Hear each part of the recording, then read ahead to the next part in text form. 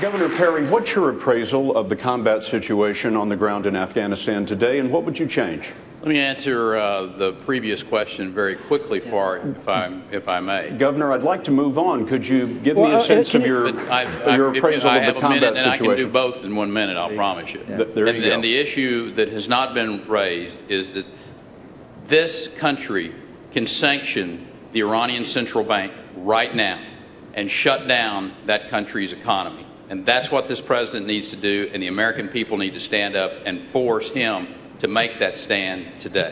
Now let me address this issue of Afghanistan and how we deal with it. The mission must be completed there. The idea that we will have wasted our treasure and the lives of young Americans to not secure Afghanistan is not appropriate. But the idea that we would give a timetable to our enemy is irresponsible from a military standpoint. It's irresponsible from the lives of our young men and women, and it is irresponsible leadership of this president to give a timetable to pull out of any country that we're in conflict with. But Governor, if I can just follow up for 30 seconds, the question was, what's your appraisal of the combat situation on the ground there, and what would you change as Commander-in-Chief? Well, obviously we're discussing with our commanders on the field about what's going on in Afghanistan. I think we're making progress there. The issue is training up the Afghan security forces so that we're comfortable that they can protect that citizenry and continue to take the war to the terrorists that are using Afghanistan and Pakistan, I might add. It is a very complex part of the world, but I think that our military is doing the best job that they can, considering the lack of support that they're getting from this administration, telegraphing to the enemy when we're going to pull out. Senator Santorum, I know you want to jump in on Iran. I'll give you that opportunity here just a second. So let me merge two things if I could, just 1 second. The Taliban said earlier this summer, quote, "The Afghans have an endless stamina for a long war." If you were Commander-in-Chief, would you have endless stamina for victory in Afghanistan? And would you this evening define victory in Afghanistan for the American people? And please weigh in, I know you do want to, on Iran. Thank you very much, Major. I appreciate that.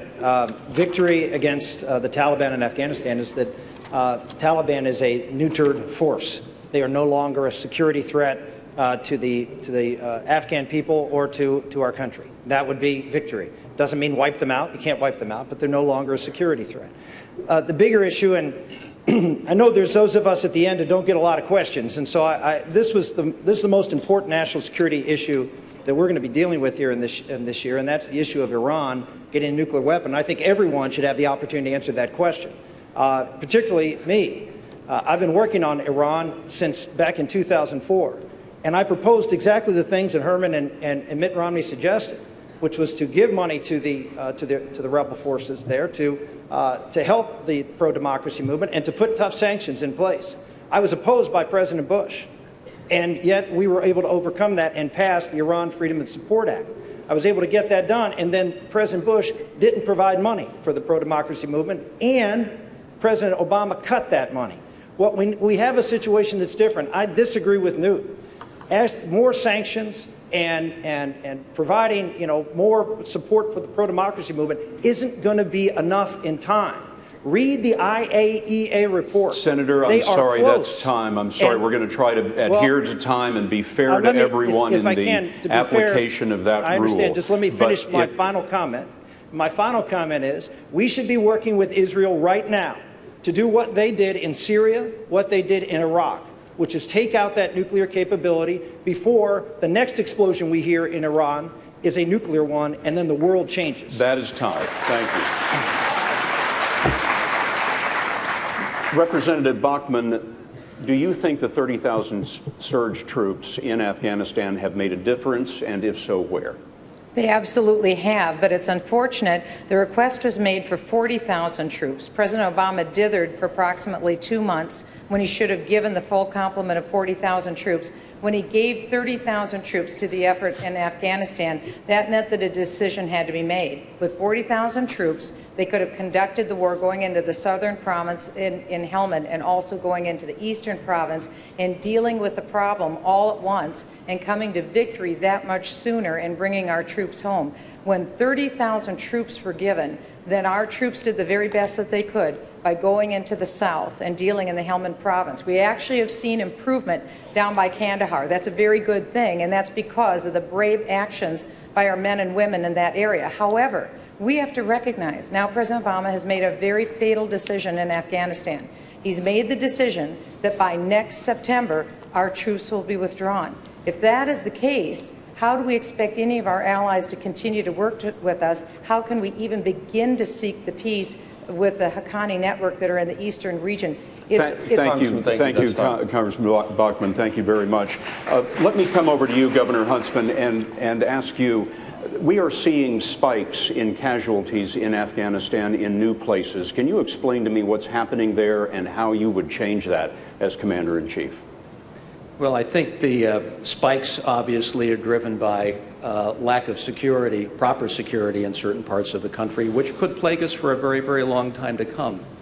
I take a different approach on Afghanistan. I say it's time to come home. I say this nation has achieved its key objectives in Afghanistan. We've had free elections in 2004. We've uprooted the Taliban. We've dismantled al-Qaeda. We have killed Osama bin Laden.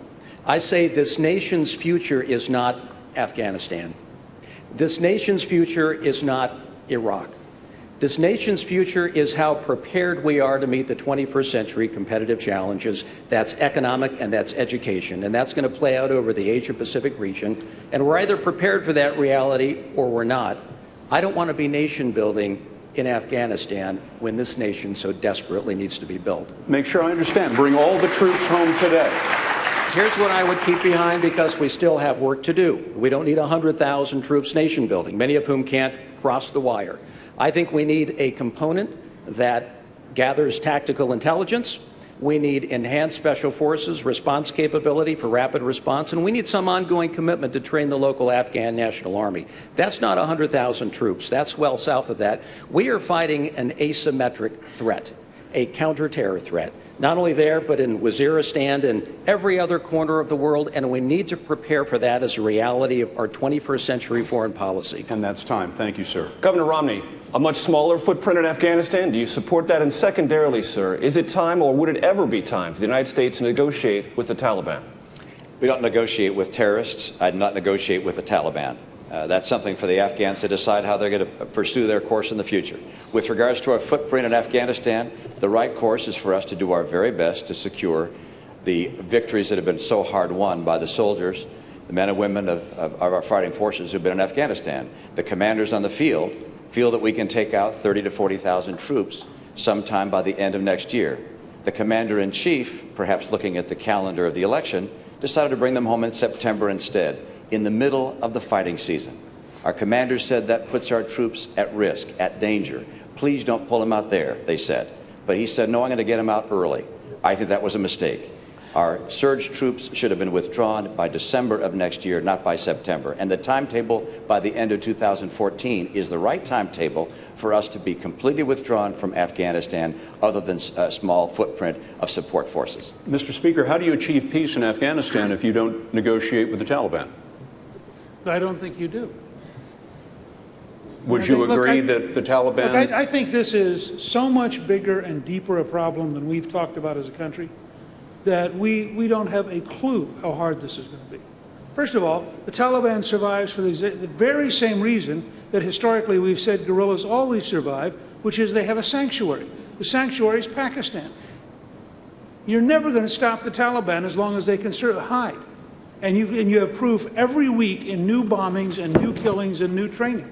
So I think this has to be a much larger strategic discussion that starts with, frankly, Pakistan on the one end and Iran on the other, because Afghanistan is in between the two countries and is the least important of the three countries.